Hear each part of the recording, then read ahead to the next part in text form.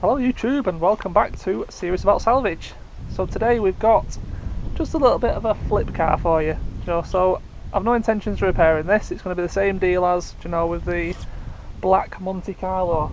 I've just got it to, shift on, hopefully make a couple of pound on, and it'll be gone. But I think it's going to be a very easy fix, this one. So I thought I might as well show you. It might be something you want to see, it might not. But like I said, we do work on cars on this channel. It's just I do need to have the odd car come in and go out, and it just helps to fund, like I said, the new unit and things like that. So we'll dive in and have a look.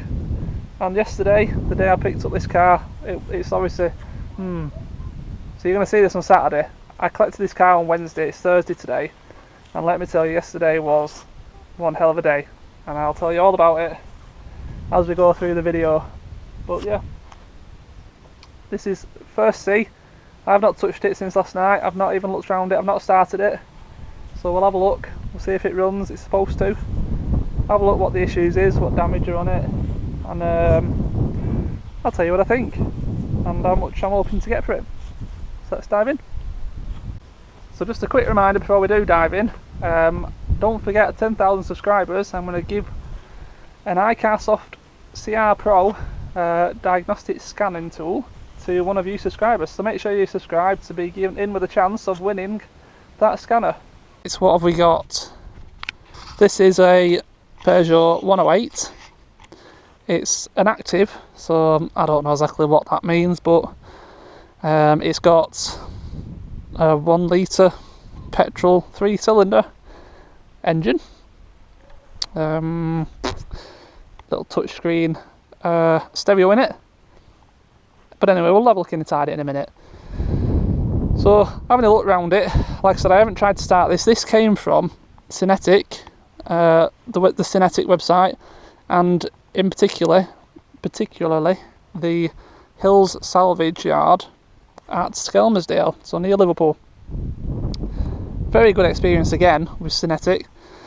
I bought it, paid for it, went to collect it, and I bet I wasn't even there 15 minutes, including paying for unloading, and I was gone.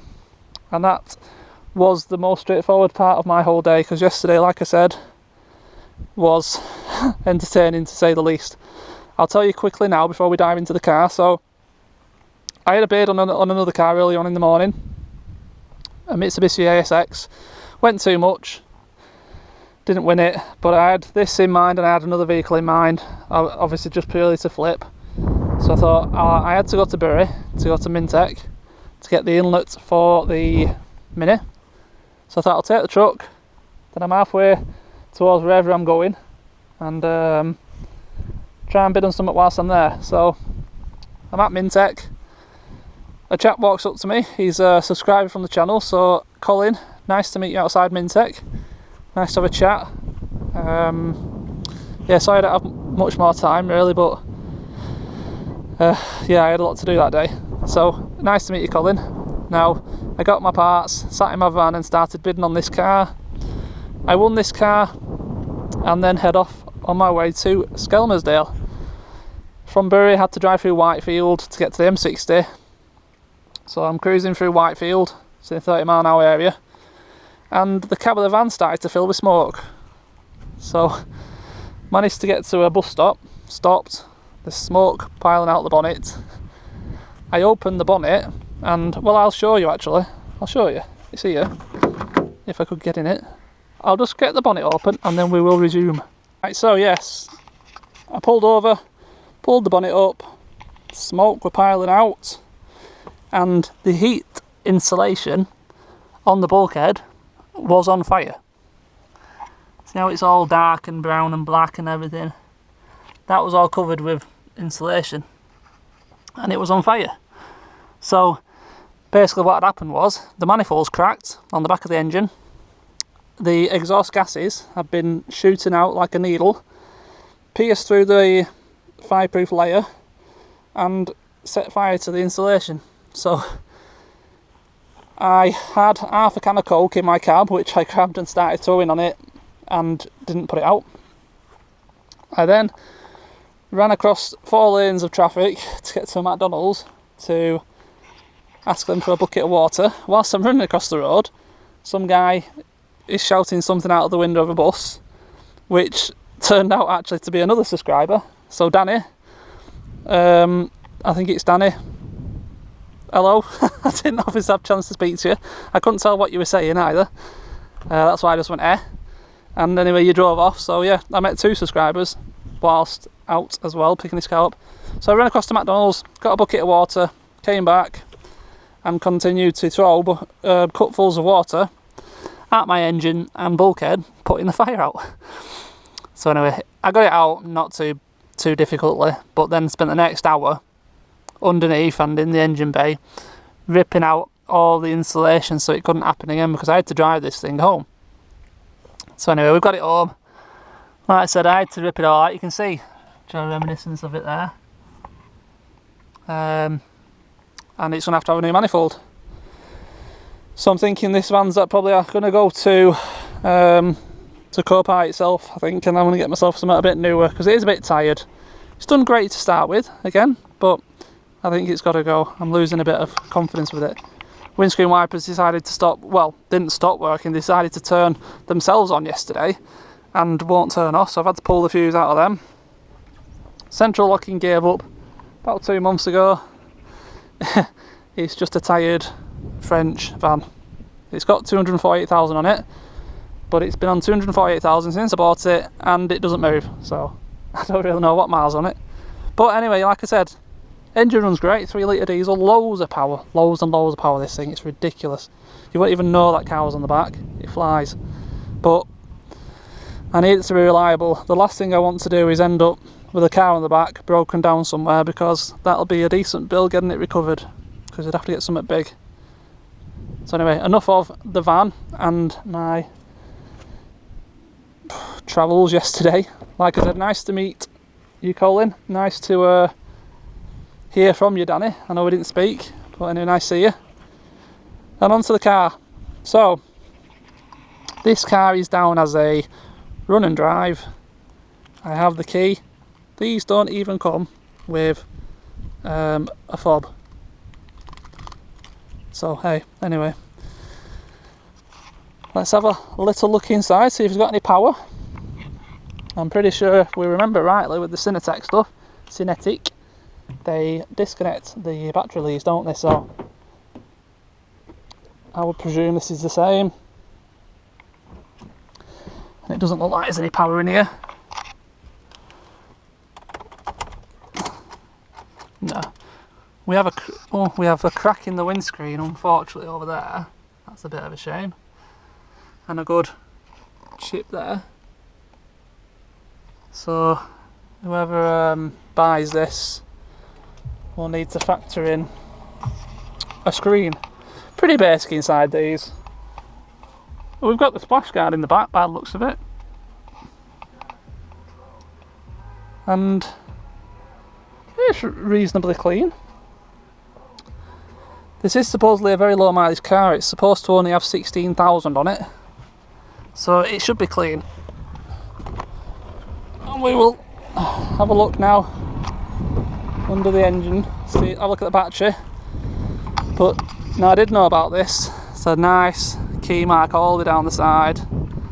That's going to have to be dealt with. We might try to polish it and see what happens, but it ain't going to come out. I might have to touch that up before I advertise it, might help a little bit. So let's have a quick look under the bonnet. What I'm hoping to do is get this running and take it off here, and then we can have a better look around it then. But we need to get it running first. Right. So yeah, battery lead has been taken off. I do like the fact that they do that, Synetiq. I think it's a good idea. I'll put that on there. So, on first impressions, it all looks okay under here. Now it does obviously appear to have been taken apart for assessment. We've got a pile of, all the bulbs are here as well, they haven't been plugged back in. So we'll do that, because that headlight is solid, that headlight's fine. But they've had this bumper off to check, and they've just clipped it back on, Joe, so it doesn't get lost. So that's good. So I think first things first is we'll get in it, and just make sure it runs. And then we can, like I say, get it unstrapped, get it off, and we can then have a proper good look round it then, can't we, and see exactly what we've got. Right, so yes, 16,816 miles on a 65 plate, so it's a late 15 / early 16 car, so that's low mileage, very low mileage. So turn that off and see what happens. Alright, started.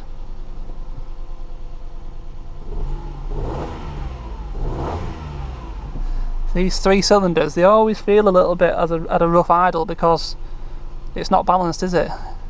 In my eyes. So you do get a little bit of vibration on idle on these three cylinders, as far as I know. The other Peugeot was the same, but it seems to rev quite clearly. Now I did have a quick check of the oil just to make sure, and I did have a quick check of the coolant as well, and they're both fine. The coolant's full. I'll show you in a sec. Plenty of oil, so no concerns about running this car. We've got a little, I'll turn the volume down, but yeah, we've got a little touch screen stereo. No navigation by the looks of it. Again, we'll have another little look at that at some point. Right, I'll get this off, and then we can have a better little look around it then, can't we? Have a look in the back then, see what we've got in there. Right, give me a few minutes.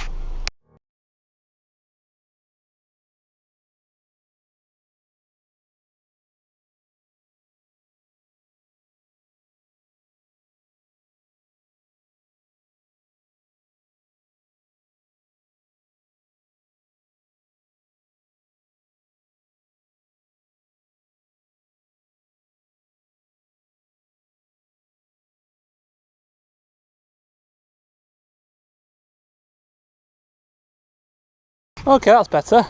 So yeah, it runs and drives fine, as far as I can tell. This bumper, it just wants re-hanging, doesn't it? It wants putting back on. At the minute, it's just loose, flapping around on that one fixing. So I might fit that properly now, back to that corner. Because obviously I'm going to have to list this on eBay, unless any of you guys are interested. If anyone's interested in this as a first time car, fix it for your daughter, I don't know, anything, yeah, get me in touch. It might have gone by then, to be honest, but it's a nice little car, you know. Colour's really nice. It's got like a very metallic-y fleck in it, do you know? So it's purple metallic. I think on the face of it you're looking at bumper, headlight, wing and bonnet, perhaps a few brackets. Like I said, the coolant, you can see it down there, perfect. Put it down there a little bit so you can see it. Coolant level's fine. This headlight's going to be perfectly okay. I need to plug all these lights back in to make sure that's okay. I checked the oil level, all looks good there. So I don't really suspect there's going to be much damage under here. It would appear that the splash guard's in the back. We'll have a look. But there's definitely no chassis damage, that's for sure. And the wheel looks to be spot on to me, to be fair. I think that looks in the right place. They're both pointing the same way. Yeah, a little bit to the right, both. They look okay.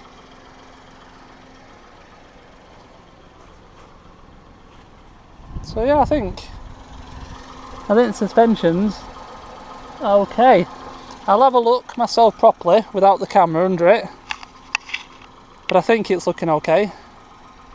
So let's have a look in the back.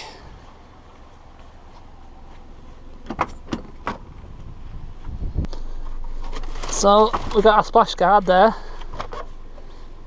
That looks to be perfect, actually. What else is going on here? Got a bit of foam there.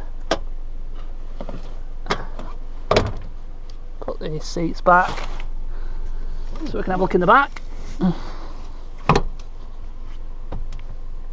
Okay. Good so far. Look in the back of the car. Now your windows. Another bit of rubbish. And there's some writing here. I'll just have a quick look off camera. Alright, that's good.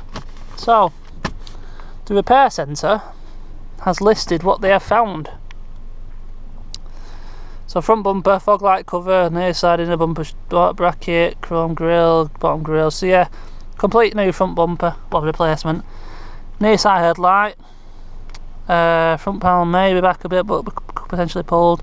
So they're not sure about the front panel. I think it looks perfectly fine. Some slam panel plastic covers. They reckon hinges both sides. Yeah, probably bonnet hinges. Near side wing and near side wing bracket. So that's nice of them, isn't it? But no airbag damage. I don't even think there's any lights on the dash, is there? I don't think there's any lights on the dash, so no airbag damage.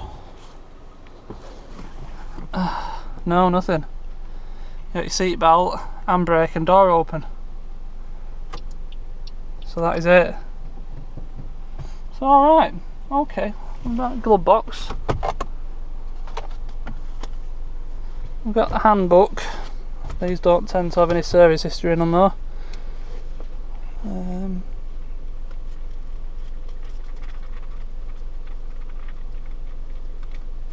No, don't think so. One key, no service history, but at 16,000 miles I don't think it's much of a risk, that is it really. So overall, pretty happy with it. I don't think I'll have, oh, it's got aircon. Let's see. I heard it come on. It's quite muggy today, you know. Where's the vents? Oh yeah, that's cold, that. Yes. Aircon works. Okay. So alright. Pretty happy. Like I said, I don't think this will be a very difficult car to sell. Damage is very light. Very easy repair that anyone can do on the drive. I had a little look last night. There is one of these cars breaking in Sunderland. Same colour. They've got the bumper, wing, bonnet and headlight. I think I added it up, it was about £650 I think it totaled. And I reckon this car will be done. You know, barring trying to touch up that bit of a scratch best you can. That's all this car needs. So it'll be a great little project for someone. Like I said, ideal for someone who wants to get a car for their daughter's first car or something like that. This perfect little thing. Or even, you know, son's first car. I'm not going to be sexist with the colour. It's up to you guys. Yeah, looks all good. Looks all good. Yeah, I don't think there's much more to show you really with this. Like I said, I'm gonna put that bumper back on a bit better so it just looks a bit more presentable in the photos. I'll put all the bulbs back in that headlight, get that working, clamp that back up. Yeah, perhaps give it a bit of a wash and a clean inside. And yeah, I'm going to try and perhaps try and polish that scratch a bit, see if it makes any difference. I don't think it will. It's unfortunate that. And then it's going to be going up on eBay. So, like I said, anyone interested, get in touch. I will be throwing it up on Instagram in a couple of minutes, so you know, obviously this video is not going to come out until Saturday, so there's half a chance if it's not gone someone will already be after it. But hey, okay, that's going to be it for this one. Now I know some of you guys don't particularly like it when I don't really do much, but as mentioned in the previous video, I need to, you know, take this more serious, and this is a way of getting a bit more income. You know, I think it's worthwhile doing the videos. The video on the black Monte Carlo did quite well actually. I think a new car to the channel, it's a bit more interest, you know what I mean? And these cars, nothing wrong with these cars, you know, nothing wrong with them at all. In terms of fixing it and selling it, I don't think the content would do too good, to be fair. But perfect for someone to take on as the first project, or like I said, for the you know, kid's first car, something like that. Or if you fancy it yourself, you know, it's going to make a cheap car for someone that, and like I said, a very easy fix. So I'm going to leave it there. Just quickly touch on all the comments I get on all the videos is unbelievable. You know, I don't tend to mention them much in the video, but they're all, you know, they're all great, to be honest with you. 99.9% of them are very positive, and I appreciate it a lot.